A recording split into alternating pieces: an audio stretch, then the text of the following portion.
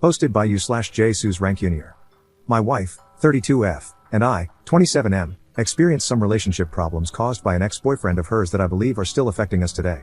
For some context, we first met when we were studying overseas and working part-time together at the same restaurant. I'm from Australia, and she is from France.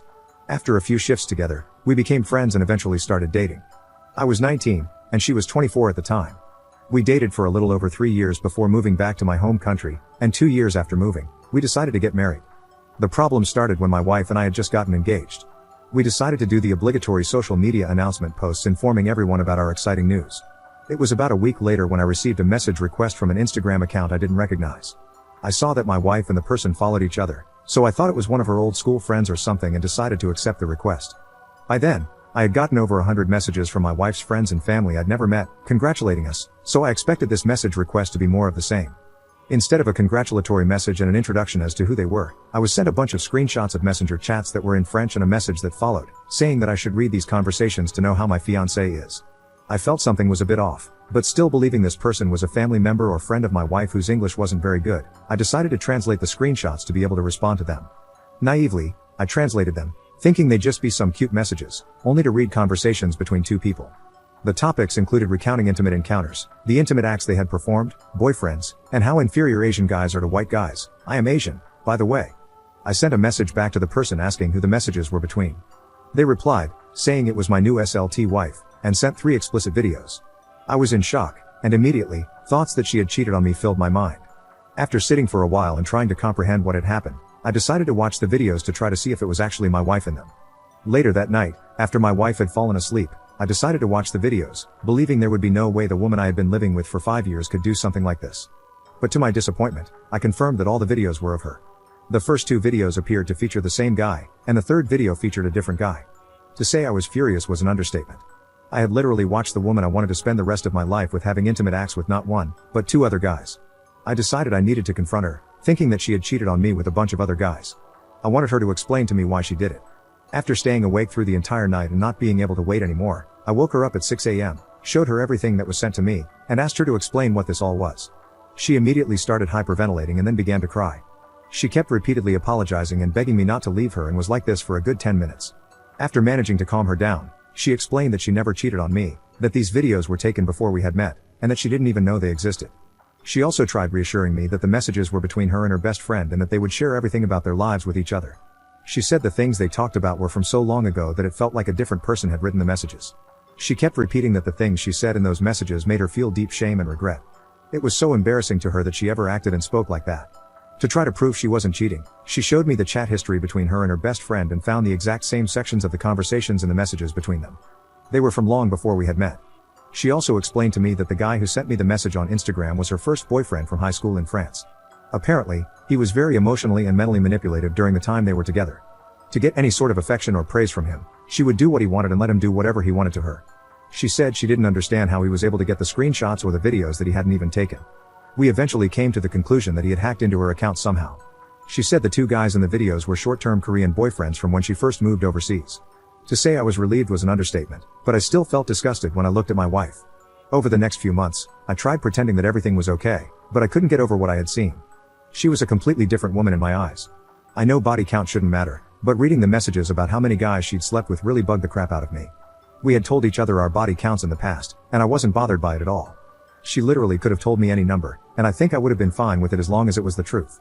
But now that I know not only did she lie about the number of men she'd been with, but the fact that half of those men were guys I knew quite well and considered friends destroyed me.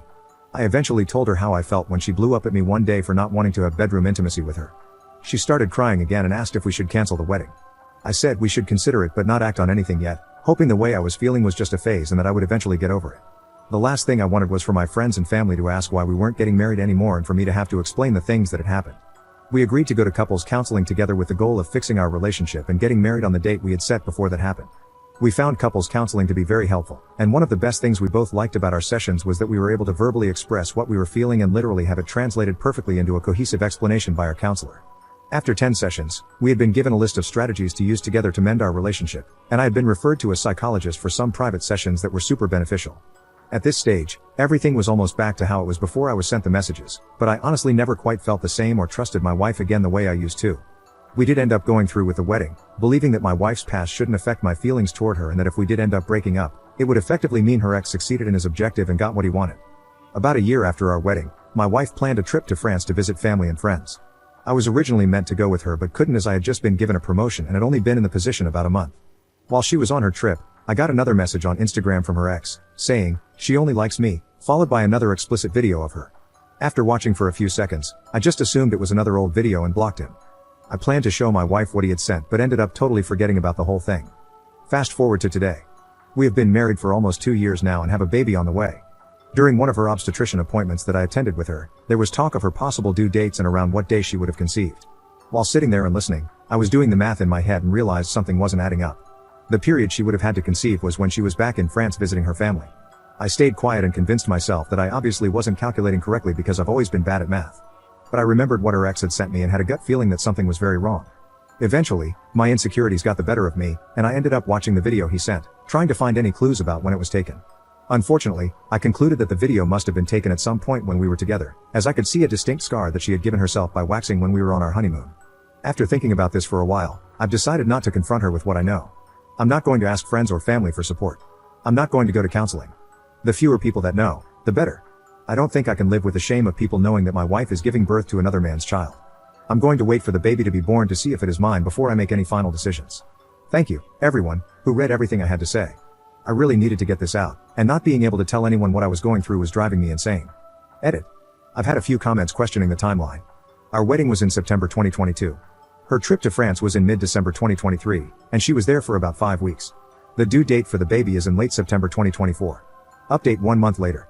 First of all, I would like to thank everyone who commented with advice, as well as those who criticized my thoughts and actions. Reading multiple perspectives about my situation helped open my narrow view and, I think, gave me a more balanced perspective. I'm not sure how I should write this update since there's so much information that was dropped on me, and I'm not sure how to put it into words. It honestly feels like my life was pulled out from under me, and I don't know how to comprehend it all at the moment. A lot of people criticized me for not telling my wife about the latest video, and many of you also suggested that I check the EXIF data to see what date the video was created. Following everyone's advice, I did both. First, I checked the metadata to see the creation date, which showed it was taken on January 1, 2024, at 1:18 a.m. It was sent to me on January 6, 2024. I kept in mind that people were saying metadata can easily be edited, so I didn't take the new information too seriously, even though it appeared to be a relatively recent video. After seeing the metadata, I sat her down on the couch to tell her about the video. I went into the conversation fully prepared with a list of things to say, which I had made with my therapist. I made sure not to make accusations or let anything I said sound like an accusation and was 100% prepared for her to blow up at me for not telling her about it sooner. My therapist gave me a guide on how I should deliver the information and how I should attempt to give her back control of the situation, by offering to show her the video, letting her watch it on her own, and deleting it in front of her when she was ready. I started by saying that I had received another explicit video from her ex and when I received it. Then I explained why I didn't tell her immediately after receiving it or after she got back from her trip. After giving my explanation, I asked her if she wanted to see the video, and she said yes. So I gave her my phone, and she pretty much immediately started the video as soon as I handed it over, which didn't give me a chance to get up and leave the room to let her watch it on her own. As soon as I heard the audio from the video, I immediately stood up and was turning to walk to a different room when she grabbed my pant leg and started profusely apologizing. I said there was nothing to apologize for since this was from before she met me, and that I should be the one apologizing to her for keeping it from her. She asked me why I decided to tell her now, and I told her the truth about my concerns regarding the due date and how it didn't quite make sense in my head. That's when she lost it. She grabbed my hand and kept saying it was a mistake, and that she wasn't thinking straight because she was drunk. My heart just dropped, and I knew instantly what she meant by her repetitive ramblings. I told her to tell me exactly what happened or I'd leave immediately. Long story short, she cheated on me when she went on her trip to France with her ex, the one who was sending me the screenshots and videos. They ended up hooking up after catching up at a New Year's Eve party they both attended. They're from a small town in central France with a population of only a few thousand. Apparently, they had seen each other at the local supermarket a few days after her arrival in her hometown. My wife and her ex are from the same friendship group, they went to the same kindergarten, primary school, middle school, and high school, which is how they ended up at the same New Year's Eve party. She also told me that her ex had admitted to hacking into her Facebook account to access the videos she had shared with her other exes. Although calling what he did hacking makes it sound quite sophisticated, she hadn't changed her password since high school, and he still knew it when he gained access to all her accounts. So effing dumb. She begged me not to divorce her and tried to bargain with me, promising it would be the only time she'd ever cheat, promising she'd be the best wife to me, letting me hook up with as many women as I'd like, and even stooping so low as to offer intimate acts. I said I would only consider staying if she did two things: give me her phone so I could go through her messages, and agree to a paternity test. She instantly agreed to the paternity test but was a bit more hesitant about handing her phone over. However, she eventually agreed. While looking through her phone, I found more evidence that she cheated on me on New Year's Day, as well as evidence of another instance of cheating on a different date. By this point, I had already made up my mind about the relationship and just left. I'm currently staying at a hotel and will be moving into an apartment I had been trying to rent out for a while. I've spoken to both my solicitor and my wife and have agreed to attend the mandatory counseling required for me to proceed with the divorce, which will start in October. We've also agreed to get the paternity test done after the baby is born, and I bought plane tickets for my in-laws to come to Australia earlier than originally planned so they can look after their daughter. Second update 3 months later. It's been quite a while since my last post, and over the last month, I've had so many people asking for an update on my life, specifically about the results of the paternity test. A lot has changed since my last update, especially regarding the living arrangements with my wife. I can happily say that I am the father. I was with my wife in the hospital birthing suite when my son was born and stayed with her for the 5 days in the maternity ward. We got a paternity test, even though I was fairly sure he was mine when he was born. He looks like a bigger-eyed version of me as a newborn. About a week after getting the swabs done, the positive parentage results came back. Before my son was born, my wife and I had been living separately, with our only interactions being her sending me daily messages wishing me well and saying goodnight. After my son was born, we were still living apart, but I would go over every day to help feed and change him. We still had minimal interactions and would only really talk to each other once a week during our mandatory marriage counseling sessions, which we had to attend to file for a divorce. We saw psychologists from 2 different clinics, and I felt like both were trying to gaslight me into thinking I was being unreasonable for wanting to divorce my cheating wife. One of them even said that I shouldn't expect a modern marriage to be completely monogamous in this day and age. The first sessions of counseling at the first clinic seemed pretty standard, a lot of talking about how we felt, with the counselor providing prompts to help us communicate. If the sessions had continued like that, it would have been fine. However, when the counselor suggested we should accept the idea of bringing other people into the bedroom to better understand and connect with one another, I started looking for a different psychologist. The second psychologist we saw spent 2 sessions trying to convince me that it's normal for married couples to have bedroom intimacy with people outside the marriage and that it would be selfish of me to make the baby grow up without a father figure at home, even if he wasn't mine. This was before we got the paternity test results back. From that moment on, I decided there was no point in continuing marriage counseling. I told my wife I'd put the divorce proceedings on hold only if she agreed to sign a postnup, which she immediately signed as soon as I presented it. My plan is to wait a year before filing for divorce without any restrictions or the mandatory marriage counseling. At least now my assets are somewhat protected. Currently, I have moved back in with my wife, but we are still sleeping in separate rooms.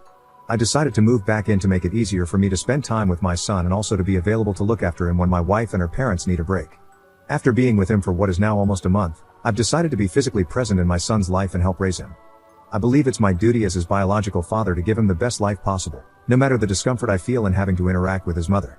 What I'm trying to figure out now is how this will be possible after the divorce and how it will impact his emotional and mental development. Are there other people out there who are raising their children this way, and if so, how are you coping with the arrangement? Thank you to everyone who is concerned about my love life, but nothing is happening. I haven't thought about dating or anything else since finding out about my wife's cheating. Edit. I'm still going to get a divorce. I'm just waiting until the courts allow me to file without mandatory marriage counseling. I've also made my wife sign a postnuptial agreement so I can protect as much of my assets as possible when we divorce.